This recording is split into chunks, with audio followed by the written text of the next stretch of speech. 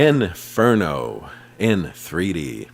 Now, this edition comes with a booklet, which is a nice touch. It's very rare to get a Blu-ray with a booklet, though the essay and the disc commentary are largely unconcerned with the 3D, focusing more on the genre, and that was a bit disappointing. Indeed, they make reference to so many other movies from the genre that a bibliography would have actually been a welcome addition.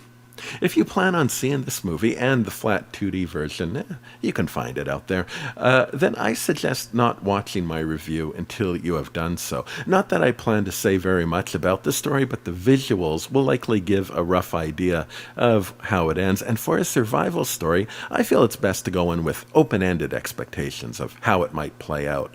In the wild, life is never guaranteed. I had no idea, though, what this was when I popped it in. I thought it was going to be a Western, but no, it's set in the same time and place as when it was filmed, which was 1953, although a large portion of the movie could take place in any era. It actually brought to mind Tom Hanks in Castaway. Much time is given to just showing the actor thinking, planning, agonizing. There is so much pain to be felt here. Most of what he says is to himself in voiceover. The commentary track points out also that his beard growth is kept consistent with the timeline in the movie, and I find such attention to detail fascinating in old films, as there was no home video and wouldn't be for at least another 20 years. Very few people would have had the ability to scrutinize such things. I wonder, actually, if there's anyone still alive who saw this in 3D in the theater. The leading lady, Rhonda Fleming, herself lived to age 97, dying only a little over a year ago. She briefly appears in the interviews included on the disc, where we learn that for her, the title was ironic. The desert was actually very cold. I'd never have guessed from watching. Rhonda steals every scene she's in. Her rosy hair and complexion naturally want to stand out from the room. I'm not being poetic. She has a great look for the stereo format. Complementing Rhonda is a drab but golden landscape that radiates off the screen. Now, maybe I am biased as I'm watching at a time of year where I am, everything's neck deep in snow, and movies set in the South become something of a comfort food for me. Here is the bunker shot. Now, if you don't know what that means, then you'll have to watch the 3D Blu-ray Bunkers review of this same movie. The mystery, nay, the enigma of the binocular. There was actually a similar bunker shot in Alita, now that I think about it. I wonder, were binoculars invented as a gimmick that happened to catch on, or was there some practical need for a stereo telescope that was being addressed? I've never thought of that before. I don't know. Now, the general bleakness of this desert helps with the 3D. There is not a lot of competition for your eyes.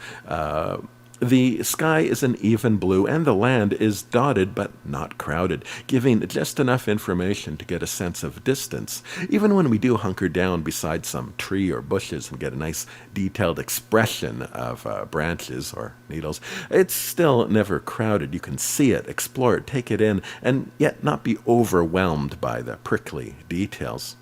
I notice here the stereo helped shape the landscape. Consider this shot where the two dimensions, the rock face looks like it's just a singular mass immediately behind him. With depth added, we can then appreciate better his position and proximity to the hill behind him.